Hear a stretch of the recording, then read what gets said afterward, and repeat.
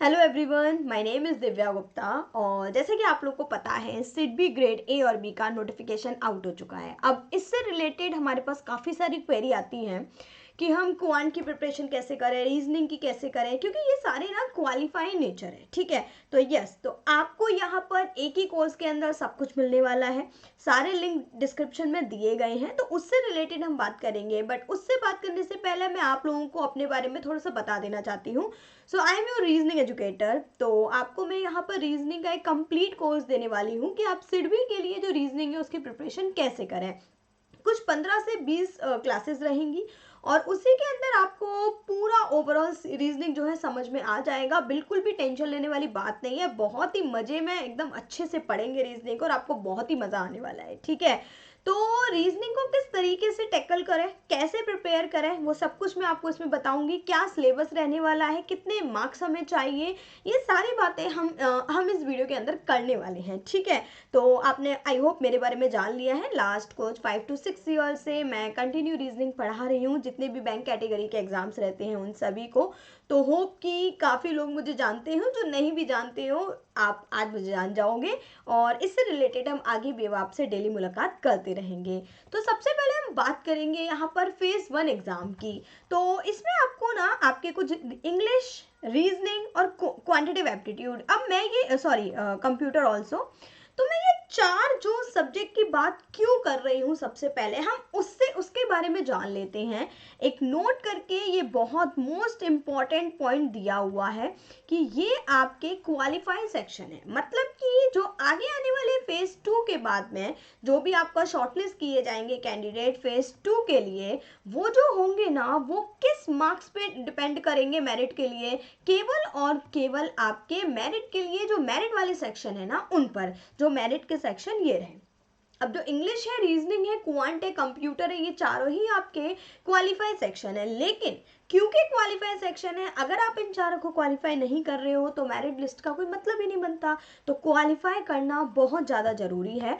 तो अब हम बात करेंगे इंग्लिश ऑब्जेक्टिव, चारों ही आपके ऑब्जेक्टिव हैं। 30 क्वेश्चन होने जा रहे हैं 30 मार्क्स के। रीजनिंग 25 क्वेश्चन 25 मार्क्स का। अब चूंकि मैं आपको रीजनिंग पढ़ाने वाली हूँ, रीजनिंग का कोर्स करवाने वाली हूँ, तो मैं बात भी केवल अभी फिलहाल रीजनिंग की आपसे करूंगी। तो 25 क्वेश्चन आने हैं, कुछ 25 मार्क्स के होने हैं। किस तरीके से आपको करना है, बाइलिंगुअल है, हिंदी और इंग्लिश। ठीक है, बाकी जो मैं क्वेश्चंस लेती हूँ वो प्योरली इंग्लिश में ही लेती हूँ, क्योंकि मैं अगर कुछ इसमें यहाँ पे हिंदी को भी होंगे, है ना। ठीक है, अगर आप हिंदी से कर रहे हो तो मैं आपको हिंदी में करवा दूंगी डेफिनेटली। लेकिन मैं आपको एक चीज बता दूं कि अपनी तरफ से रीजनिंग को इंग्लिश में करने की कोशिश करो। As compare to Hindi, English में करना रीजनिंग बहुत ज़्यादा सिंपल हो जाती है, क्योंकि जो लफ्ज़ है ना, जो वर्ड्स है ना इंग्लिश में रीजनिंग के, वो बहुत ही सिंपल है एज कंपेयर टू हिंदी। ठीक है, चलिए, तो 25 क्वेश्चन है, 25 मार्क्स है। अब एग्जैक्टली सिलेबस क्या रहने वाला है उसकी हम बात करते हैं।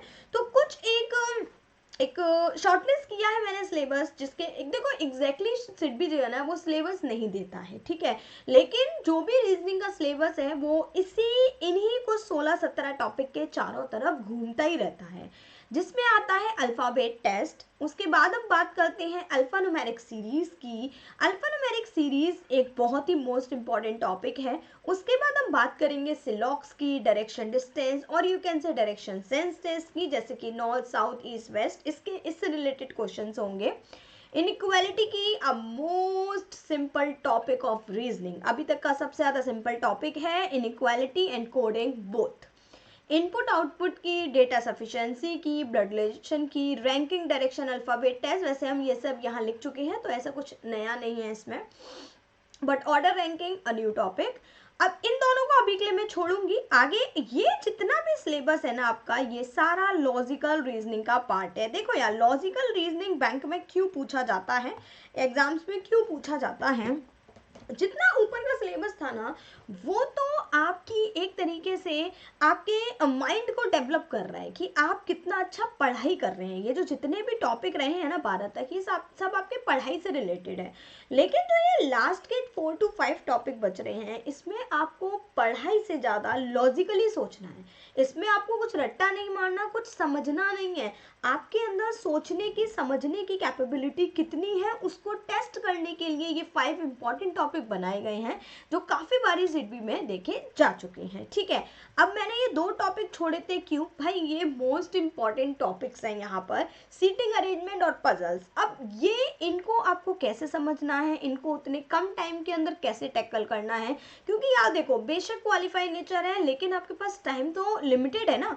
अगर हम एक टाइम की बात करें तो अपने पास में 120 मिनट ही है और हमें 120 मिनट के अंदर ही ये सब कुछ मेंटेन करना है। अब उस 120 मिनट में 25 क्वेश्चन रीजनिंग के भी करने हैं, क्वांट के भी करने हैं, English, computer, GA, MSME, policy, आपका जो भी एक सब्जेक्ट है, सारे स्ट्रीम स्पेसिफिक टेस्ट है, तो सब कुछ मैनेज करना है। तो उसमें हम इतनी जल्दी टाइम कैसे मैनेज करें? और गाइज, मैं आपको सीरियसली बोल रही हूँ, अगर आप मेरे इस कोर्स को कम्प्लीटली अच्छे से कंप्लीट करोगे तो आपका रीजनिंग के अंदर मैं आपको बोल रही हूँ 25 में से 23 to 25 ही स्कोर मैं आपको दिलवा के रहूँगी। बस आपको प्रिपरेशन मेरे अकॉर्डिंग किस तरीके से करनी है, कैसे कैसे सेक्शन को मैनेज करना है, वो मैं आपको बताऊंगी। तो जल्दी से इस कंप्लीट कोर्स को आप लोग ज्वाइन कर लीजिए। लिंक जो है वो डिस्क्रिप्शन में दिया गया है, CA रमन लोथरा, तो आप चेक कर लीजिए। बाकी जो भी बात होंगी हम अपनी पहली क्लास में करेंगे बहुत जल्दी। और मैं आपको बता देती हूँ, 10 तारीख तक वो कोर्स पूरा कंप्लीट हो जाएगा। 8 to 10 दिसंबर मेरी तरफ से 110% वो कोर्स कंप्लीट हो जाएगा, आपके पास में पहुंच जाएगा डेफिनेटली। ठीक है, तो सारे रिकॉर्डेड क्लासेस होंगी, बट हम आपके संग डेफिनेटली यूट्यूब पर मुलाकात करते रहा करेंगे। ठीक है, होप कि आप लोगों को मेरी वीडियो देखकर सुनकर अच्छा लगा हो, कुछ मोटिवेशन हुआ हो। तो टेंशन बिल्कुल नहीं लेना है। अगर कोई रीजनिंग के लिए ले रहा है कि अरे यार ये तो नया है और वो क्वालिफाई है, कैसे करें, तो नो बडी। ठीक है, और आपको एक और इम्पॉर्टेंट बता दूं, क्वालिफाई है तो full out of full marks तो लाना आपको है नहीं, बट क्वालिफाई कैसे करना है वो बहुत ज़्यादा जरूरी है। ठीक है, चलिए, so thank you so much everyone, thank you so much, बहुत अच्छा लगा मुझे। आई होप कि क्लासेस में मिलके आप सभी को अच्छा लगेगा। Thank you.